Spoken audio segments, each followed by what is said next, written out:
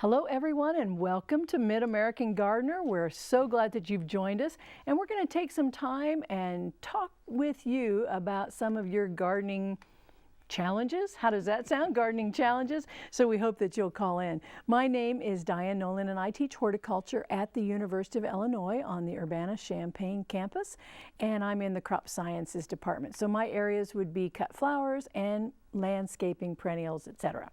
But I have three highly intelligent experts here with me today. So if you'll listen to their expertise areas, direct your questions towards that. Let's start first with you, Bill Erickson. Okay, well, thank you. Yes, I'm a landscape architect here in the Champaign area with Prairie View Landscaping Company, and I work mainly with residential landscaping, all aspects of residential landscaping. And we've had a question come in here that a viewer has on evergreen trees, and they haven't had very good success with some of the trees they've tried. They're willing to go with large trees. They'd like to have some large trees, but they are very leery of their past failures on this. And so I have some evergreens that would be good alternatives to the usual type of trees that we see in this area. The one in particular is Colorado blue spruce. That's had a lot of problems lately with fungus problems in the root system.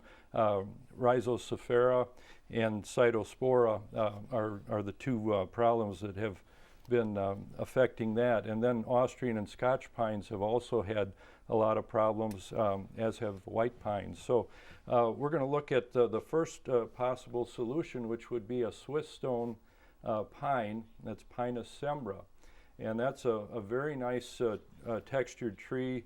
Gets about 50 feet tall, 20 feet wide. It has a very good green color and very few problems. There are several varieties that you can go with in that tree. The Prairie Statesman is one, gets 30 feet by 15 feet wide if you want a little smaller tree. Then there's Bosnian pine, and that's Pinus heldreichi, and that gets about 60 feet tall and 20 feet wide. It looks very much like an Austrian pine, so it's a good substitute for an Austrian. Fairly slow grower, and there are several varieties with that as well. One of the best ones is mint truffle that only gets 10 feet by 10 feet. Then we move into the spruces, and these are going to be types of spruces that are resistant to the fungus diseases that blue spruce has. The first one is a variety of white spruce, or actually it's Black Hills spruce, and that gets 50 feet tall and about 20 feet wide. It's a very nice pyramidal tree, and it has a very fine texture to it as well. So it's a good one for the residential landscape and fits in a small yard. Then there's Norway spruce, and that's a much larger tree. That's also resistant to fungus problems in the soil. Gets 80 feet tall and 40 feet wide. Finally, this viewer had a question about passion flower, wondering if she could grow it here in Illinois. It's really a plant that's for zone 6, so it's rare that it's going to succeed well here. If you're going to try it, put it on the east foundation, mulch it a lot, put it where it's protected, and do a lot of prayer, and hopefully it'll make it there for a few years at least.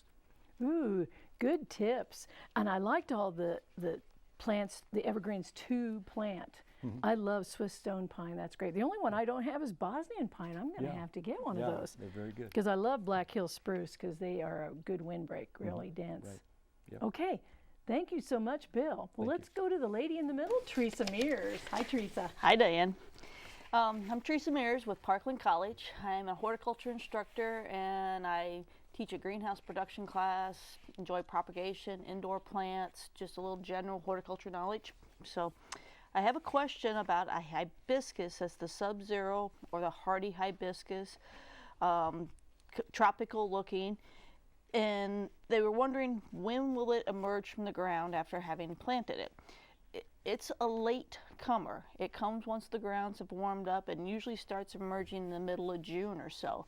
And so it's one of those plants you need to make sure you remember where it's at. Don't be digging up, don't till it up, don't work it up. And it's a pretty coarse stalk, and root mass that's left behind, so it's usually easy to tell. But they're stunning. When they start to bloom, some of them have flowers as large as dinner plates. They're just outstanding plants, and they're easy. They're just really nothing you have to do to them. They are beautiful. But they're just not going to be the first thing up. So be patient. yeah, enjoy it. I Very love 'em. good. They are gorgeous, so we're getting all ready for these kind of plants. Yes. All right, well, let's go to Dr. Don White to my left. I'm Don White. I'm Emeritus Professor of Plant Pathology at the University of Illinois. I taught introductory plant pathology to a number of students. At the table here. Disease of field crops and diseases of ornamentals and turfgrass, and did research on corn genetic resistance. More recently, I've become a master gardener, which has been just an awful lot of fun. The question that I have concerns crabgrass, and it says, can you please tell me when to apply crabgrass preventer? I had one garden center tell me to apply it in the fall, wrong. And the others have told me to wait till spring, which is correct. And when I first saw that question, I thought, this is like putting together Christmas toys. Let's read the directions after we got leftover parts. No. What you need to do, crabgrass will germinate, the seeds will germinate in the spring. They require light. So what will happen, normally you think about crabgrass preventers going on when you've had about a week of weather that was 55 to 60 degrees Fahrenheit. Some people will tell you to apply it at the end of forsythia bloom, if you can find forsythia, and before the lilacs bloom. But anyway, you need to get it on in the spring. Put it on with about a ½ inch of water to get it watered into the ground. Now, it'd also be a good time to apply fertilizer, because what you would like to do, you'd like to get the grass up to about 2½ to 3½ inches tall and mow it up that high, because the seed will be shaded and it can't germinate then. Then in the fall of the year, late August, go in and overseed with turf grass to establish even more plants. And you don't want to put a crabgrass preventer on then, because the seed won't germinate. Then the next spring, repeat the process. Put the chemical on, get the grass cut high, and fertilize. And really, you should be in a situation where you don't have crabgrass problems in about 2 or 3 years. But you have to keep after it. It's not as hard as some of the other grasses that get into lawns. It's not like tall fescue or nutsedge or nimberwill or one of those other creepy crawly things. So there you have it. I do want to encourage our viewers to be sending us email questions. We'll have the address at the end of the show. We just don't have as many, so if you want to get a question answered, send us an email. Let's go now to a special Did You Know? The tallest tree in the country is a coast redwood growing in Northern California's Redwood National Park. It is 369 feet tall and over 2,000 years old.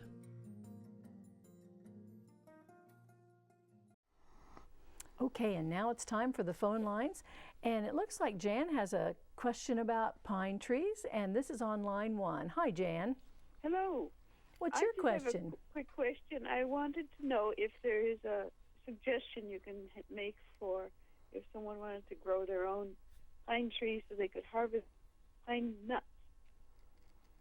Okay, so to harvest pine nuts.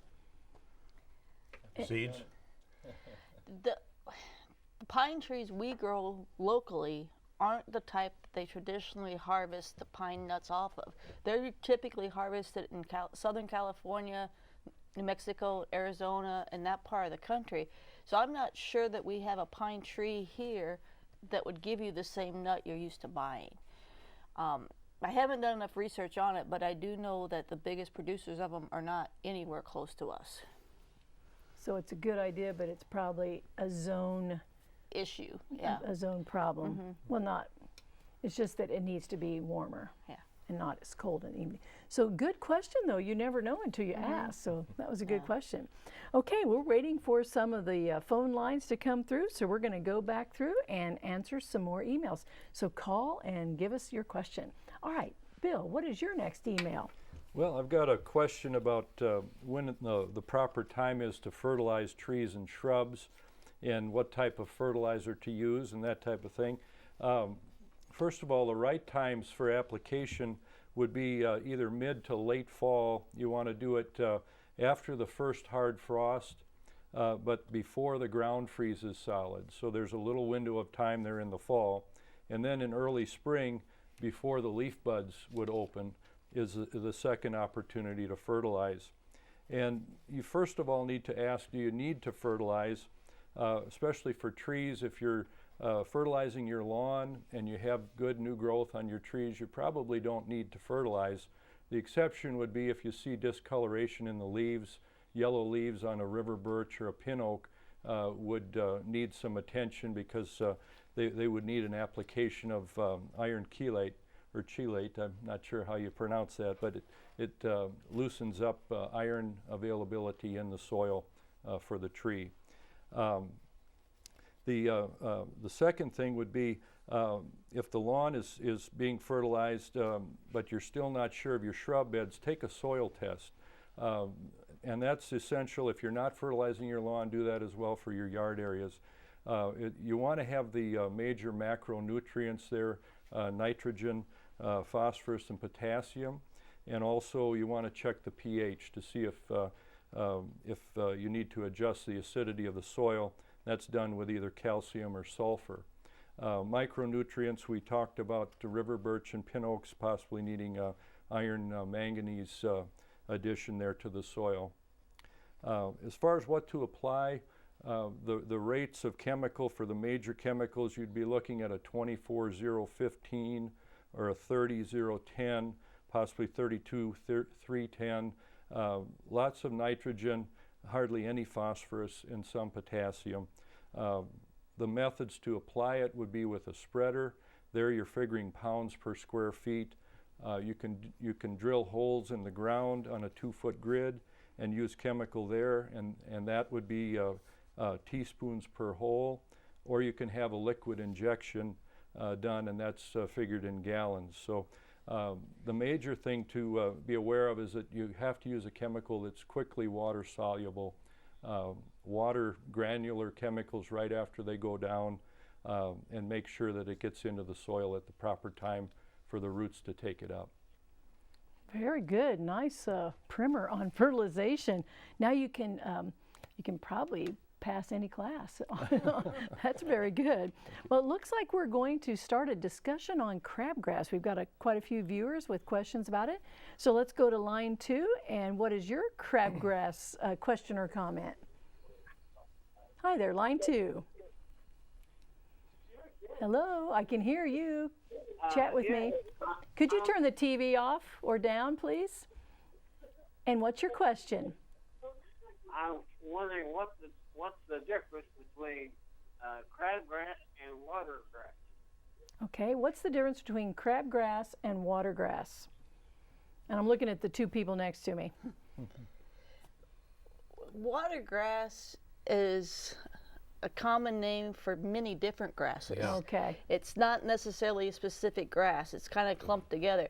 Crabgrass gets lumped into that watergrass category because it does have a little coarser blade, and a true watergrass has coarser blade. The really true watergrass, and there is a watergrass plant, isn't one we really see much right around here as a problem, but a lot of people refer to the crabgrass as watergrass. So it's just the way it's classified, and it's kind of a colloquial term, Yes.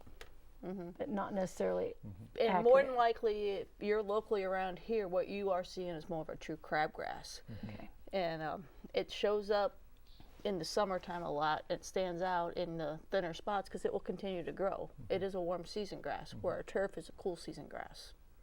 Okay. Yeah, with new installations of sod, a lot of times we see a yellow bladed grass pop up in the new sod, and that's referred to as watergrass. But usually we tell people just go ahead and mow the yard. It's an annual type of grass usually that is affecting the new sod areas and newly seeded areas. So it disappears on its own if we have a cold enough winter. Okay. Okay, good. So that was crabgrass question number 1. Let's go to our next crabgrass question on line 3, and this is Dan. Hi, Dan. Hello, good evening. And- My question is, how do you find a good crabgrass preventer? What are you looking for? Should you use liquid or granular? Every store's got different kinds, so how do you find a good one that works? Okay, good question. I think in a way that depends on what you're able to put down for control. I like the granular because you can spread them with a spreader and water them in. It's fast and easy to use. Some people like the ones that you put into one of these hose-in sprayers. But I always liked the granular because I had the spreader. So you've got a choice of a number of materials now for crabgrass control. And if I was going to do it, I think I'd use different materials every other year. You might want to mix and match the materials. But I think it just depends on what you want to put down. And with the granular, if you're going to do the fertilization with the crabgrass preventer, Oh, yeah. you can do it all in one shot, and that's kind of an easy way out. You don't get quite the same impact as if you just put down a crabgrass preventer, but you're getting that fertilizer in, and if you're busy, it's a one-shot deal, and you're done with both. So it does help, and that's what I've done the last couple of years, and it's worked well. So it depends on your equipment and what your goals are. Yeah. Right. You should also look for a chemical that has a fairly wide window of time where it's effective, a slow release type of chemical. Some of them also are somewhat of a post-emergent. They'll kill young crabgrass seedlings even after they've come up. Ooh. Yeah, All for of these are 2 or good 3 ideas. leaf. Yeah, there's a lot of materials. So hopefully that helps you out. Sounds like there's quite a few things you You really can't go wrong if you're applying something. right. And at the approximate right time. And mow high and get a thick grass and Yeah. Right. crowd that stuff out. Okay, well, good. Thank you for following up on the crabgrass discussion. Let's go now to line 1, and Robert has a question about spruce fungus. Hi, Robert. Line 1, are you there, Robert? Oh, I was wanting to hear what that question was. No line 1? Okay, well, then we're going to go to Margaret's question on line 4, and it's with hazelnuts. Hi, Margaret. Yes, I love hazelnuts, and I know we have a native Corylus, but there's so few, and they just seem to die back so much. And is this a genus that could be cultivated here, or I'd just like to know, I'd like to see them survive a little bit better. Okay. Well, hazelnuts are something that you'll see quite a bit of up in Minnesota. That's where they've been working on breeding varieties, and they're getting to the point where there's some that are hardy for a little bit further south. So I don't know what the current situation is with those types, but I would expect that there are a couple of varieties that would do well in this area. If they do well in Minnesota, they should. Well, it's the heat. The heat. It's the other end is of the it, thing. Oh, it's the other humidity. end. Yeah. It's the heat. Fir trees are somewhat the same way. Right, Fraser firs and all those, we just can't grow them. Right. Okay, so stay. But, they're very profitable crop if they grow. They're actually as profitable as soybeans per for the acre or whatever. Wow. Yeah. So could you pick an area that has a shading? I mean, you need full sun, but you need cool. So Right. you'd have to get a microclimate for Right. sure. Yeah, and if you're growing them for sale, you have to be near a cooperative that will take the hazelnuts. So it usually takes several farmers to join together to create enough volume to do it. Okay. Well, wow, Margaret, that was a good question. Thank you so much. Well, let's go to you, Teresa, for an email. All right. I have a viewer that has a question about an amaryllis. His amaryllis is typically brought out in the spring, allowed to flower, and then set outdoors is the routine his amaryllis has been going through. And then this year he's taking a trip and he's going to not be around to move the amaryllis around at the time he wants. And wanted to know how to care for the amaryllis so it would still bloom when he got back in August.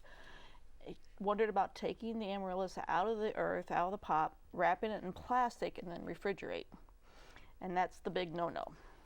Amaryllis are a warm bulb. They do not want to be in cold, so you cannot refrigerate an amaryllis and protect it. If you take it completely out of any soil or any peat moss or any protection, and just have it in open air, it will desiccate and shrink down. But if it is protected, it would hold and probably be fine till you got back in August, as long as you kept it in a cool, dark place, and preferably if you could lay it on its side. Something about the orientation of a bulb will trigger it not to want to grow quite as easily. They're designed to be set upright. An amaryllis, though, should also never be over potted. It should always be potted in a very tight pot, because otherwise you're only going to get baby amaryllis and not much flower. So I think you'll be all right if you haven't left on your trip and you can still get him put away, but don't put him in the refrigerator. That will pretty much do him in. I do have very strong memories of all of the amaryllis in summer in the greenhouse. The pots were all sideways, and we had a shelf just to turn them sideways. And it was just a dark little room, and it wasn't even that cool. It was It was a warm spot because it was in the greenhouse. But they were all sideways, and I remember that. So keep that in mind before you set them back up and water them again. Right. Okay. Well, that was a good question. Well, let's go to the phone lines and see what Shirley has for a question about, I guess, Rose of Sharon. Line 1. Hi, Shirley. It's Cheryl. Oh, Cheryl. Thank you, Cheryl. Yeah. Yeah. I had a Rose of Sharon bush I got from the Labor Day Foundation, and I planted it, and it took a couple of years. It bloomed. I got it as a baby and had to side plant it in the ground at an angle, and then when I repotted it and put it out, it grew to a beautiful bush this year in 2014 in April. It came out and it budded, and it had beautiful roses on it, little tiny roses, mostly pinks and some yellow, but mostly pinks. That's what I wanted. And we had a frost come in April in Bloomington, Illinois, where I'm from, and the tree went dead. And then this fall, before the snow hit and before it got freezing cold, the bark on the bottom of the tree started falling apart off of the tree, and it was getting really loose and wobbly in the ground. And I didn't go to I haven't had my car running, so I wasn't able to get to a nursery to find out what was going on with the tree or what I should do with it. I don't know if I've lost it or if it'll come back this spring, or what I should do about it.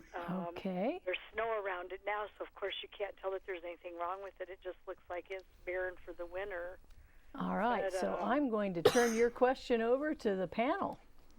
Who would like to start, or There is a fusarium that'll rot the roots and cause stem cankers, and it'll kill them dead. And this one sounds like it's no longer with us.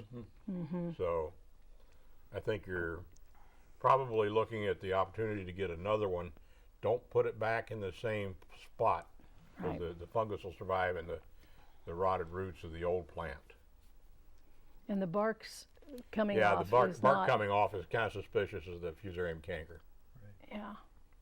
So I think you have You might get a past- pretty little orange dots down there. They're pretty to me, but I know they're not to most these plant pathologists. What can you say? But anyway, you are correct in your assumption. It is not with us anymore. Well, I'm going to go to the question about spruce fungus. Great. Robert, thank you for calling back. Let's go to line 3. Hi there, Robert. Hello? Yes, what's your question? Yes, we have quite a few Colorado blue spruces, and earlier it was mentioned that there's apparently a ground fungus that can destroy these trees.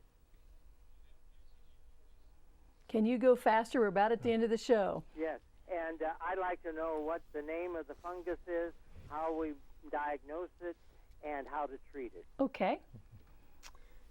Well, the one I mentioned, there were a couple of them, Rhizosphaera and Cytospora. Those are the two fungus problems. If the trees are affected, you really can't do anything for them. There's not any way that you're going to cure that problem.